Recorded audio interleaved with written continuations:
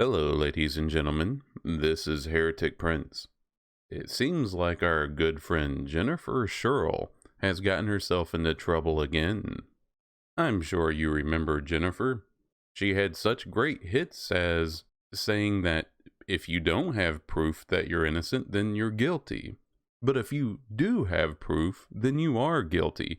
As she said in this tweet, whenever a man has all the evidence to prove that he didn't do what he's accused of, well, then your alarm bells should go off. That should be the number one sign that he is guilty. Or, who can forget the classic, when she accused an unrelated man of driving into a group of BLM protesters, someone who was nowhere near the event and she had no proof of it, and claimed that the man who had been arrested had been set up, or, sorry, that the image was false. Someone who had made a practice of throwing labels and accusations at people attempting to ruin their lives. Typical queen bee behavior. You see, recently, Jennifer had to step down as the I don't give a fuck chair. Oh, I apologize. That's IGDA. I thought it was IDGF. The IDGA is the International Game Developers Associations, and she was the chair of the women's division. She has been accused of manipulation and abuse. Now, I'm just going to say this real quick. If you want a complete breakdown of this, Upper Echelon Gaming put out a great video on this. They go more into the events and the mentality of what she was trying to do. I'm not going to pretend to be that much of an intellectual. I'm just here to laugh at her. You see, in my personal life, I ran into somebody much like her, who reveled in the idea that lives could be ruined by just simply throwing a label at them. And I'll admit, I take a certain amount of joy in watching somebody like this fall by their own machinations. Wolf's Head Online wrote this in their article. Jennifer Scheurle is in deep trouble. It was revealed this week that she has been accused of the abuse and coercion by a number of female video game developers. 'Cause if they were male, it wouldn't matter. Since this was made more public, more women have come forward complaining that they were gaslit and abused by Scheurle. In a classic example of projection, Scheurle was allegedly doing all the things she was accusing others of doing. Gosh, it's almost like we shouldn't return to the times of when somebody could be burned at the stake by a simple accusation. That perhaps finding people guilty by the simple word of another leads to destruction, and quite frankly, the destruction of innocent lives. You would have thought that we would have learned this lesson hundreds of years ago, such as in the case of Giordano Bruno, or perhaps as recent as the Salem witch trials. Now don't worry, if you're thinking, well, how can an adult be gaslit or emotionally manipulated? You're not alone. I had those thoughts as well. But as I said earlier, I have some personal experience in this. I've seen how these people operate. They don't just accuse you of whatever you did wrong. If you disagree with them, they don't accuse you of disagreeing with them. They throw the most vile labels they can come up with at you. Just go on to Twitter, you see the labels of fascist and Nazi thrown around like water balloons at a water balloon fight. The tactic is to make one of these labels stick, knowing it can destroy your life by far more than just that simple disagreement. Would you have ever thought that it could possibly have come to? People find out that you're a misogynist, and they don't want you to be part of their groups anymore. Oh, you're some kind of bigot? Well, we can't have you here, pal. It's an attempt to do real damage to your real life, to intimidate you into silence, to make you shut up. However, we need to turn away from the articles. It was in the tweets where the juicy stuff is. Now, I wanted to look at Jennifer's Twitter to see what her response was to all this. Unfortunately, I am blocked by her, and I don't understand why. As far as I know, I've never interacted with her. The only thing I have about her is a a YouTube video I did a long time ago. In fact, nearly a year ago, which barely caught traction. This video was made back when she was let go from Guild Wars 2. She was released as a game developer due to a reshuffling of projects. Now, some could speculate that this is due to her absurd tweets. Even in that video, I said I'm not a big fan of somebody being fired for their tweets. However, she had not fostered a good relationship with the customers, and so I could start to understand. You can't try to use Puritan tactics to manipulate gamers into behaving the way that you want them to behave without some backlash. I believe that she didn't realize that playing victim didn't have that much power. And that's why I find hilarity in the fact that it's come back to bite her in the ass. The wheels started slowly turning when Ninons put this tweet out. A well-respected woman in game development manipulated and essentially groomed me. Publicly, she said all the right woke things and appeared to be an ally, but in reality, used so many of the abuse tactics she preached against. Well, I would submit that all these woke tactics are abuse tactics. It's a subtle threat to destroy your real life if you don't fall in line, if you don't bow down. It's one thing to disagree with somebody and even chew them out, call them anything that you want to each other. It's another to try to get their real name and plaster crazy labels at them, trying to destroy their life outside of that argument. This tweet was posted on June 21st, 2020. And then here we are on September 15th, 2021.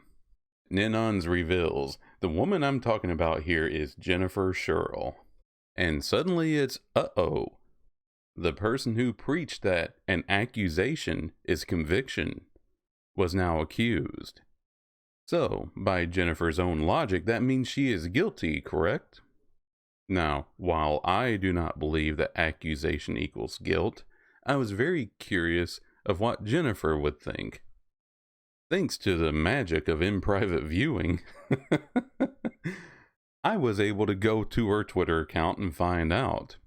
Which, by the way, let's just take a look at this.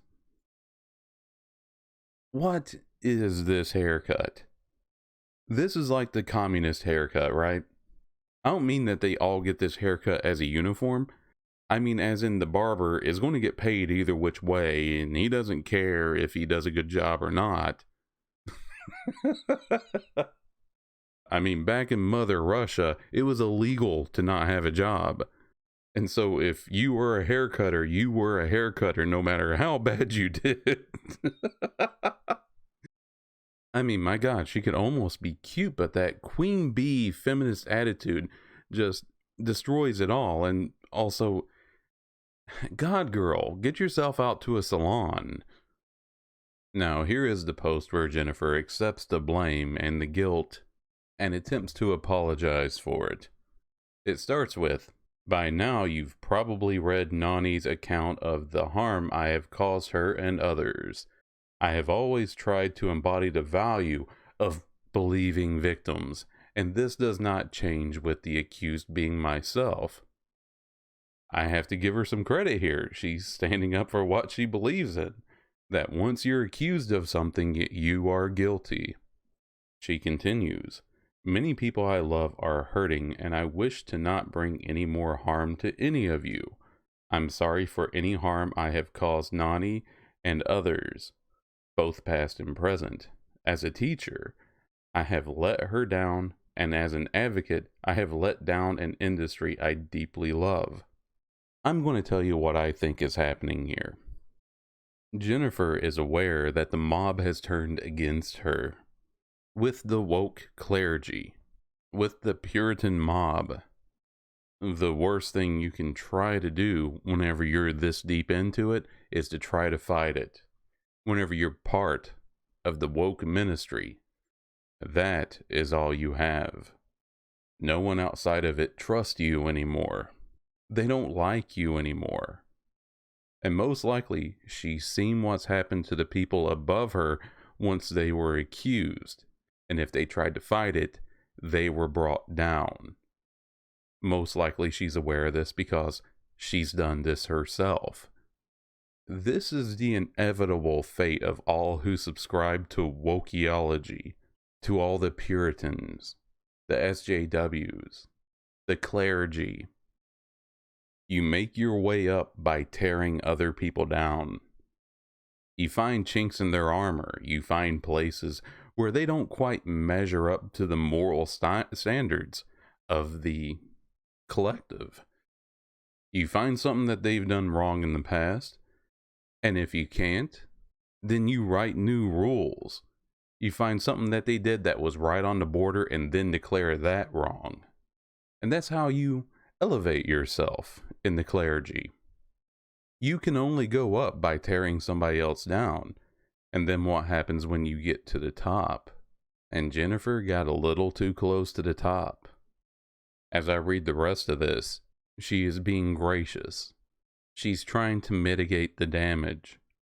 And by doing so, and continuing to say all the woke things, and condemning all the people who don't reach those high moral platitudes that keep escalating, by the way. Someday, she might be welcomed back in. She'll never reach the heights that she did before. But at least she will be welcomed back in to the group of piranha, who sometimes have to feed off themselves. You see, for an inquisition to continue, the gears always must be greased with blood. There must always be a sacrifice. And if they run out of outsiders to sacrifice, they turn on each other. They have to. It's the only way to move up. Continuing on with Ninon's tweets, they had this to say. Something Jennifer did was warn people privately about those she saw as threats or just didn't like for whatever reason. There was never a reason or evidence, just they're problematic. Or her favorite, usually used with women, they don't play nice with other women. Gosh, again, it seems like it's a horrible idea to be able to convict people with a single label. I know I'm pounding that in, but it seems like people don't get it.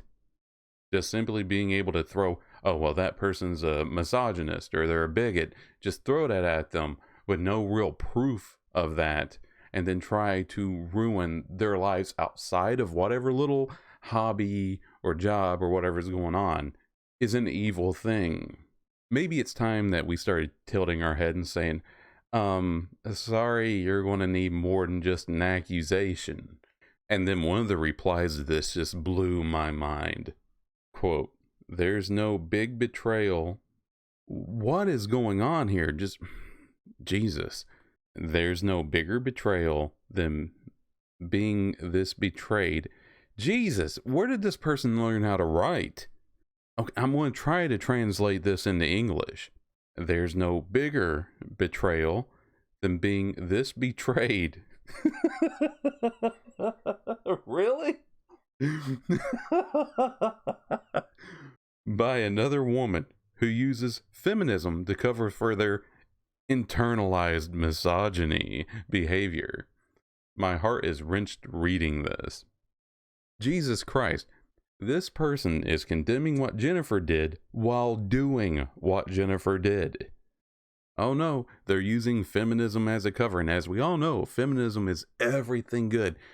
Everything good that has ever happened ever in the history of the cosmos is due to women. And of course, any bad behaviors ever displayed in human nature is misogyny. It's attributed to men. Yes, I'm sure the guys who stormed the beach of Normandy were displaying feminine traits that day.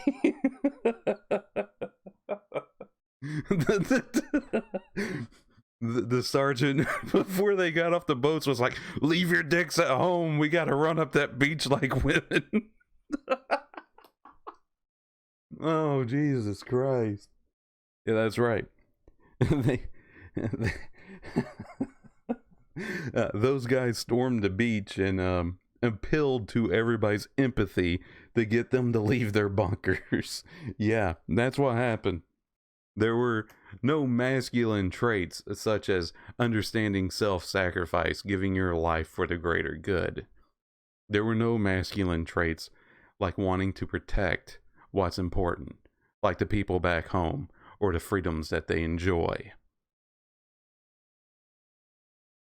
Now, something I wanted to get back to was the idea that as an adult, being groomed or gaslit or emotionally abused, I'm not sure about all that, but I have seen this play out in my own personal life. And I was so young when it happened. This was before the concept of cancel culture was a thing. I didn't know what to call it, but it felt a lot like peer pressure or possibly even bullying. I just didn't want to use those terms because they're seen as juvenile. I was part of a hobby, and the hobby was led by a lady, which I didn't mind. She said she was a feminist, and I was like, well, that's fine. I didn't care. At the time, I thought it was a great thing. I was like, yeah, women should vote. That was my understanding of it. But yeah, ever so often, well, I think I saw it twice. Somebody would suddenly get dragged through the mud, and they were a horrible, evil person. It was found out that this person is an evil misogynist or a bigot or a homophobe. I think it was, wow, what horrible thing did this person do? But it was never mentioned on the forums. Only that they were an evil human being, and everybody needed to stay safe. This person was definitely dangerous. Be careful out there. You never know who to trust. Then it happened to somebody closer to me, and I knew this guy was a good guy. He and I talked, and it turned out to be a simple disagreement. And I felt bad because I wanted to stand up for him. But I knew if I did, next thing I knew, it would be my name dragged through the mud. And that's how they get control of everybody. They don't care if everybody agrees with them. They don't care if you willingly believe what they believe or if you came to the same conclusions that they do. All that they care about is that you're too afraid to disagree.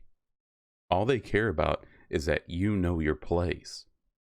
This is how Puritans ruled. This is how the Inquisition ruled. No matter how much your brain is telling you something is wrong, people should be allowed to disagree. People should be able to bring other thoughts to the table. You're scared to death to say so. Because these people will throw labels at you that aren't meant to just kick you out of whatever little hobby you're a part of, or your job, or whatever extra thing you're doing, like being part of, some, who knows, a student council or the PTA. They want to attach a label on you so bad that it ostracizes you from society. Do you understand? Like you join a role-playing group or guild or whatever, like some little Dungeons and Dragons group, right? Who cares? You think, oh, well, if these people don't like me anymore, I'll just leave the group. Who cares? They want to throw a label on you so bad that it's going to affect you outside of that. So you feel compelled to keep your mouth shut and play your role. Going back to my own personal experience, I thank God that they didn't know my real name. Because I found out after I left, I snuck out the back door. I got the hell out of it. A friend of mine who had been in that group longer than I had told me that after they realized I was gone and that I wasn't coming back, rumors started to fly about me and how horrible I was. And it bothers me a little, but I didn't reply to that person because I was afraid that they would take whatever I said and take it back to the hive mind and use it. People I thought were my friends, I had to cut off all contact with them. And that's why it bothers me that people don't listen to me whenever I try to warn them of what's going on. And the people I wish I could reach most of all are the people involved. I wish that they could see what their future holds. They're going to try to build themselves up, and then eventually they're going to get torn down by the same culture that they used to build themselves up. It's self-destructive. God, and I see friends and family getting involved in it, and they don't even know. And whenever I try to warn them, they tell me that there's something wrong with me. But anyway, that's enough sermonizing from me. Ironically enough, I'd like to thank you very much for listening. If you feel so inclined, like, subscribe, leave a comment. It's all interaction. I know your time's important, so thank you for being here.